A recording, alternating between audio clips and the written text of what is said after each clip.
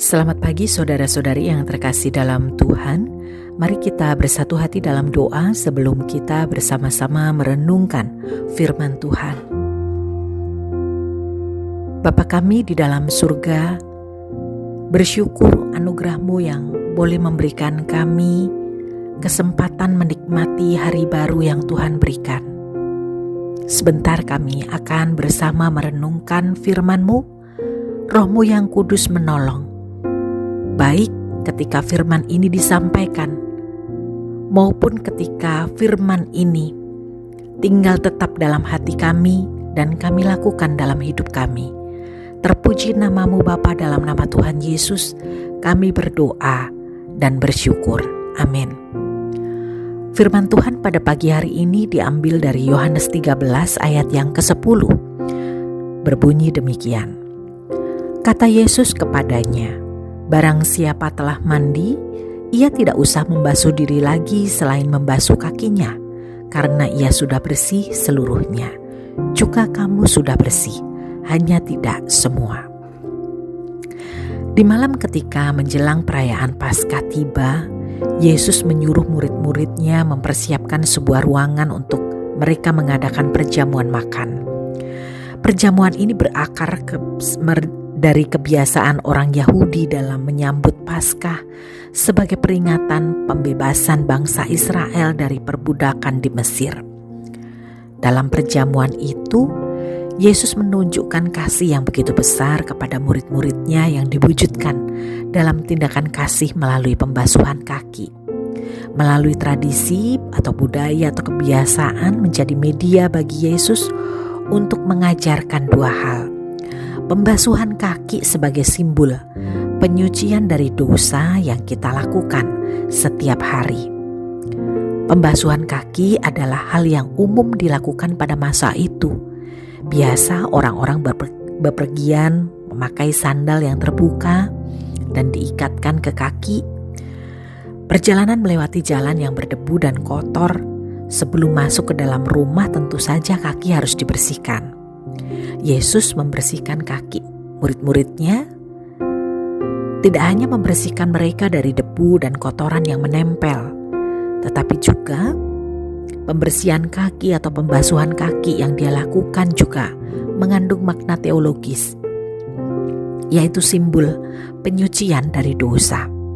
Seseorang mengatakan pembersihan kaki para murid melambangkan pembersihan mereka dari dosa dalam darah pengorbanan Kristus. Ini merujuk kepada sebuah ayat yang tertera di dalam Yohanes 1 ayat 29, bahwasannya Yohanes mengatakan anak domba Allah yang datang menghapus dosa dunia. Nah, pencucian kaki ini yang menggunakan air merupakan bayang-bayang penyalipan sebelum kemudian Yesus menyucikan dosa manusia melalui curahan darahnya. Istilah pembasuhan kaki beda dengan istilah penyucian seluruh tubuh. Di dalam ayat ini dikatakan barang siapa telah mandi, ia tidak usah membasuh diri lagi. Nah, istilah mandi yang diungkapkan Yesus kepada Petrus pada waktu perjamuan itu merujuk kepada baptisan yang telah diterima oleh orang percaya. Nah, pernyataan sudah bersih ini juga merujuk pada orang berdosa yang sudah dibenarkan dalam Kristus. Kemudian ditambahkan hanya tidak semua. Mengapa tidak semua? Pernyataan ini merujuk kepada murid yang akan mengkhianatinya.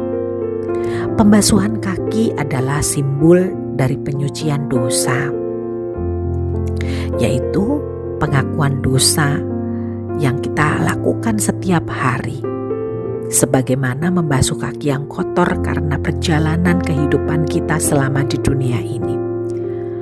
Nah, hal ini merujuk juga kepada istilah yang diberikan oleh Bapak Gereja John Calvin, bahwa orang percaya secara status memang sudah dibenarkan, mengalami justification, tetapi masih perlu pengudusan atau sanctification, dikuduskan atau dipisahkan bagi Allah setiap hari. Ini menunjukkan bahwa orang yang sudah diselamatkan tentu tidak terlepas dari pergumulan dan dosa setiap hari. Sebab itu perlu pertobatan yang dilakukan baik dari tutur kata, sikap, dan bahkan juga keputusan-keputusan untuk jatuh dalam dosa. Roh Kudus tentu sudah ingatkan kita. Dosa-dosa kecil yang tidak terlihat sekalipun kita harus mau dibersihkan. Jadi jangan hanya tampak bersih saja di luar, tapi tidak semua dalam diri kita ini mau dibersihkan. Kita bisa membungkus kehidupan kita dengan hal-hal yang rohani. Namun di sisi lain kita masih sering juga membuka celah untuk kotoran-kotoran dosa itu menempel dalam diri kita. Maka perlu kita mengakui dosa kita. Kita mau disucikan oleh Roh Kudus. Sebab dengan pertolongan Roh Kudus, Dia murnikan kita dari hari ke hari dan secara terus-menerus.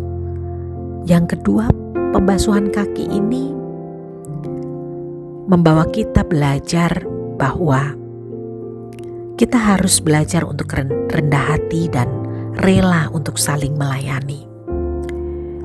Yesus saat itu mengundang murid-muridnya untuk mengadakan perjamuan akhir, tetapi Dia tidak menyuruh murid-murid untuk mempersiapkan budak untuk membasuh kaki mereka semua. Para murid seharusnya bergantian menawarkan diri, tetapi mereka justru sedang berdebat tentang status mereka, siapa yang terbesar, yang dikatakan di dalam Lukas 22 ayat 24. Tidak ada satupun yang tergerak berinisiatif untuk lebih dulu melayani. Memang ada aturan sosial bahwa mencuci kaki adalah tugas budak dan bahkan budak yang paling rendah. Budak Yahudi sekalipun tidak ada kewajiban untuk melakukan itu. Dan oleh sebab itu maka ini cenderung dilakukan oleh budak-budak non-Yahudi. Sebab ada hukum lisan dari orang-orang Yahudi yang menyatakan bahwa seorang tuan tidak boleh memaksa budak Yahudinya untuk membasuh kakinya, karena itu dianggap terlalu merendahkan martabat. Dalam pelayanan yang sangat rendah dan dipandang tidak bermartabat itu, justru Yesus mau melakukannya. Yesus mengajarkan kerendahan hati. Dia rela menanggalkan jubahnya, membasuh kaki murid-muridnya. Ini melambangkan bahwa Dia rela menanggalkan kemuliaan surgawi itu untuk menjadi manusia yang begitu rendah dan kotor. Yesus juga mengajarkan kerelaan untuk saling melayani. Murid-murid dengan tegas menyebut Yesus sebagai guru dan Tuhan. Kemudian Yesus menjawab mereka, "Jadi jikalau aku membasuh kakimu, aku yang adalah Tuhan dan gurumu, maka kamu pun wajib saling membasuh kakimu." Nah, perintah saling membasuh ini mengandung arti ketersalingan dalam kerendahan hati dan kerelaan untuk melayani. Status kita sama di hadapan Tuhan. Sama-sama orang berdosa, sama-sama orang yang dibenarkan di dalam Kristus. Dunia mengajarkan kita untuk bagaimana memperbudak sesama, bahkan mengeksploitasi, membuli, dan sebagainya orang yang di bawah kita. Tapi dalam Kristus kita diajarkan untuk punya sikap saling. Ketika kita menuntut orang lain untuk selalu harus rendah hati, selalu harus memiliki hati yang rela, begitu juga sebaliknya kita harus menuntut diri kita demikian. Kita juga mau menuntut diri kita untuk mau rendah hati dan memiliki kerelaan. Inilah golden rule dari Matius 7 ayat 12 mengatakan, segala sesuatu yang kamu kehendaki supaya orang perbuat kepadamu, perbuatlah demikian juga kepada mereka.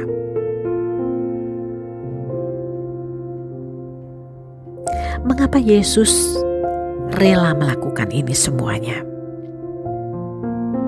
Itu semua karena kasih.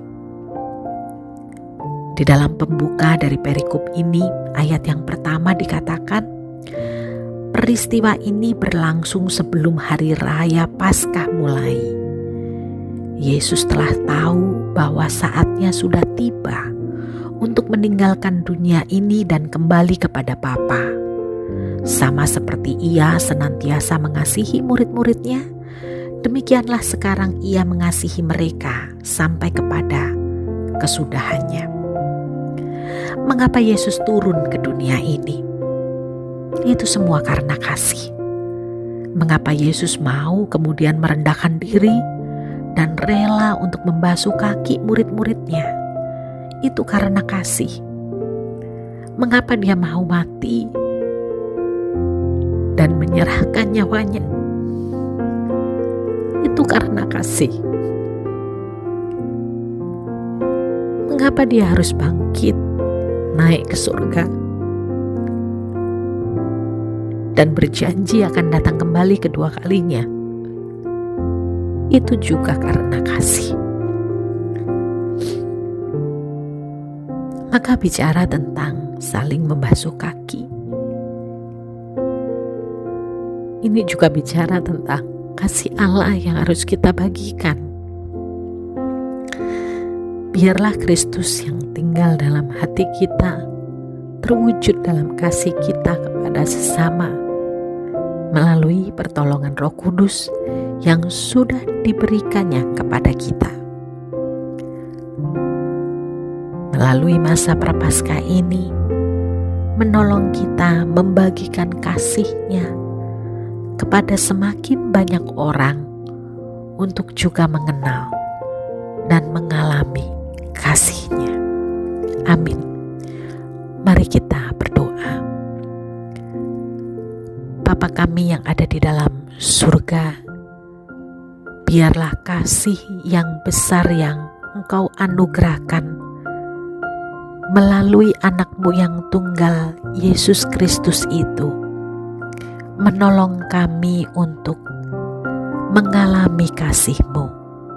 Dan Roh-Mu yang kudus menolong kami membagikan kasih-Mu itu kepada semakin banyak orang, sehingga mereka boleh mengenal kasih-Mu, mereka boleh mengalami kasih-Mu, dan bahkan mereka juga boleh menjadi anak-anak Tuhan yang mengasihi-Mu. Terima kasih Bapa di surga. Dalam nama Tuhan Yesus kami berdoa. Amin. Mengapa Yesus